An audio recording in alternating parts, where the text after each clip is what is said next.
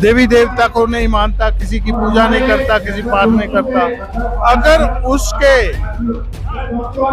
पास हर एक चीज आ सकती है बिना इसके, तो ये लोग भी छोड़ देंगे ना, तो इनके पास भी आएगी। मेरा जो दावा मैं छाती ठोक के कहता हूँ आएगी, और आज नहीं कल आएगी और लगातार आएगी।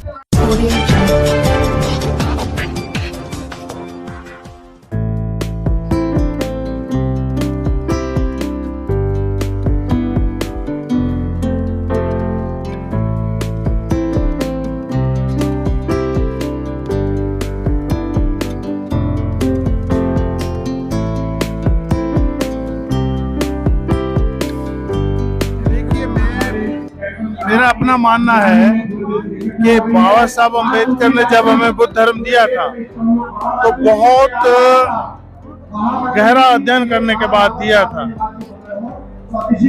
उन्होंने ये लास्ट में इसलिए छोड़ा कि जिन लोगों को सदियों से कोई अधिकार नहीं, अगर वो लोगों को मैं अधिकार देकर संपन्न करके उनकी विरासत, उनके इतिहास, उनके साथ जो षड्यंत्र हुआ, इन सब चीजों से वाकफ करवा दूं, तो मैं बुद्ध धर्म के बीच में उनको लेके आऊं, तो वो आसानी से बुद्ध धर्म में आ जाएंगे, समझाएंगे। लेकिन अनफॉर्चुनेटली क्योंकि हम लोगों ने कोई लड़ाई नहीं लड़ी, जैसे कि मैं बाहर से आता हूँ तो मैंने ब्लैक लोग की जो मूवमेंट है उसको मैंने बहुत गंभीरता से देखा है। फिर मैंने नेल्सन मंडेला की जो थी क्रांति उसको भी देखा। तो वो लोग एक मूवमेंट से निकल के चलते चलते चलते उनको आकर अधिकार मिले, लेकिन मुझे पंजाब में ये अधिकार बिना किसी मूवमेंट चलाए, बिना कोई स्ट्रगल किए, बिना कोई नारा लगाए, बिना कोई मेमोरेंडम दिए सारे मिल गए। इसलिए मेरे लोगों को, जो मैं समझता हूँ कि मेरे लोगों ने इन चीज़ों की कदर नहीं करी। अगर हमारे घरों में भी तस्वीरें लगी होती कि भाई ये तेरा दादा था, लकड़ दादा था, ये चला गया, इसका सर कट गया, इसकी बाजू कट गई, तेरे अधिकारों के लिए लड़ता था, तो हम शायद उसकी कदर करते। लेकिन फिर भी इसके बावजूद भी बाबा साहब अम्बेडकर की ये मानना थी कि अगर मैं इन लोगों को समझा दूं, जितना भी समझा दूं, अगर उतना ही समझ गए और ये इकट्ठे हो गए, एक ताकत बना ली, और ताकत क्यों बनेगी? अगर ये जातियों में रहेंगे तो ताकत बनेगी नहीं। अगर जाति छोड़कर ये बुद्ध धर्म में आ जाएंगे तो ऐसा है जैसे नदियां, छोटी छोटी नदियां, नाले समुद्र में आकर एक विशाल रूप धारण कर लेते हैं। ऐसे ही बुद्ध धर्म, जब सारे लोग, छोटी बड़ी जातियां इसमें आएंगी, उनका जो अपनी पहचान है, मूल जाति की पहचान है, क्योंकि जाति के वजह से हमारा जो शोषण हुआ उसकी जड़ में जाति पड़ी है। तो बाबा साहब जाति को खत्म करके हमें बुद्ध धर्म में ले जाना चाहते थे ताकि हम अपनी ताकत को पहचाने। बाबा साहब ने वोट दिया था, अगर हम इकट्ठे हो जाते और वो उस वोट का इस्तेमाल करते तो आज क्या से क्या हो सकते थे, लेकिन हम हुए नहीं। इसका मुझे अफसोस है। मुझे जहाँ मैं आता हूँ, क्योंकि मैं समझता हूँ कि बाबा साहब अम्बेडकर तो महाराष्ट्र से मेरा उनके साथ कोई लेन देन नहीं था, लेकिन फिर भी उन्होंने मेरी लड़ाई लड़ी। आज मैं लंदन में रहता हूँ, मुझे कोई जहाँ इलेक्शन नहीं लड़ना, मुझे कोई रिजर्वेशन नहीं लेना, लेकिन फिर भी मैं सोचता हूँ कि अगर मैं ये लड़ाई लड़ूंगा देश में विदेश में, और उसका किसको बेनिफिट होता है, अगर किसी को भी हो जाए और वो भी बाबा साहब की मूवमेंट में जुड़ जाए, तो हम जितने ज्यादा जुड़ेंगे उतनी ज्यादा ताकत बनेगी। ये मेरा। सिर्फ क्या लगता है, जिस तरह से बौद्ध धर्म की दीक्षा दिलाई जा रही है, क्या लगता है कि भारत बौद्ध मत बन पाएगा?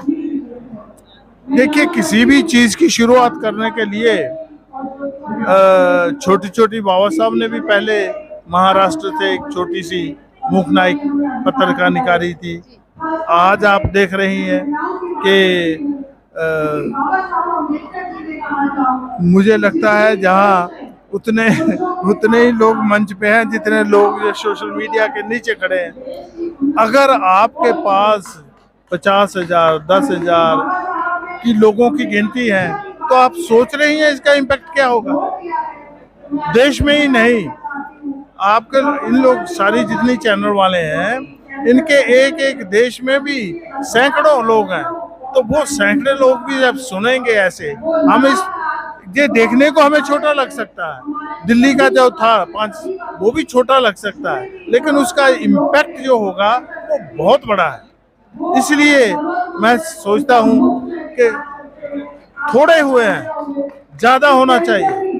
जैसे ही अक्टूबर का महीना आता है ना, डेली ऐसे प्रोग्राम होने चाहिए और गांव में होने चाहिए, शहरों की बजाय गांव में होने चाहिए, ताकि वो लोग जो जिनके पास इंटरनेट की सुविधा नहीं है, जिनके पास यूट्यूब को देखने की सुविधा नहीं है, अगर हम उनके पास ये मैसेज लेके चले जाएं और जिस दिन उनको समझ आ जाएगी ना, तो गांव से एक फूंक भी मारेंगे ना, तो ये सारे षड्यंत्रकारी है ना उड़ जाएंगे हवा में।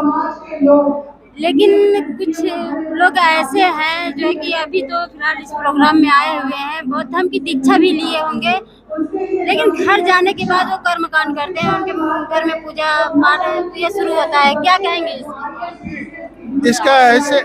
इसका ऐसा है कि ये बात ऐसे है कि सदियों की गुलामी ने हमारे अंदर हमारी जो मानसिकता है, हमारी जो अंडरस्टैंडिंग है, उसको कुचल के रखा हुआ है। हम हाथ होते हुए भी हाथों का इस्तेमाल करना भूल गए, आंखें होते हुए भी आंखों का इस्तेमाल करना भूल गए, जुबान होते ही बोलना भूल गए। तो धीरे धीरे ये सारी चीजें आ रही हैं। मुझे उम्मीद है कि लोग जो आज इसमें आए हैं और वो देखेंगे, जो लेसन इतने इतने अच्छे लेक्चर सुनेंगे, वो जो रियलाइज करेंगे कि अगर मेरे जैसा व्यक्ति जो किसी ना देवी देवता को मानता, देवी देवता को नहीं मानता, किसी की पूजा नहीं करता, किसी पाठ नहीं करता, अगर उसके पास हर एक चीज आ सकती है बिना इसके, तो ये लोग भी छोड़ देंगे ना, तो इनके पास भी आएगी। मेरा जो दावा मैं छाती ठोक के कहता हूँ, आएगी, और आज नहीं कल आएगी और लगातार आएगी। ये हमारे अंदर का एक वहम है, एक डर है, जिसकी वजह से हम सहमे रहते हैं, अपनी ही ताकत को हम पहचानते नहीं। तो अगर हम अपनी ताकत को पहचान लें, अगर एक बार शीशे के सामने खड़े होकर देखो तो सही, कौन सी कमी है आप में? आप इंसान हैं, जिसने आपको शूद्र बनाया, अरे संकल्प लो ना उनको, आने वाले समय में हम उनको शूद्र बनाएंगे, तो फिर तो बात बन जाएगी। अगर आप डर के सहम के, लेकिन निकल रहा है, मैं देख रहा हूँ कि बहुत बड़े पैमाने लोगों में चेंज आ रही है। अगर इसी हिसाब से चलती रही तो हम बहुत जल्द कामयाब हो जाएंगे।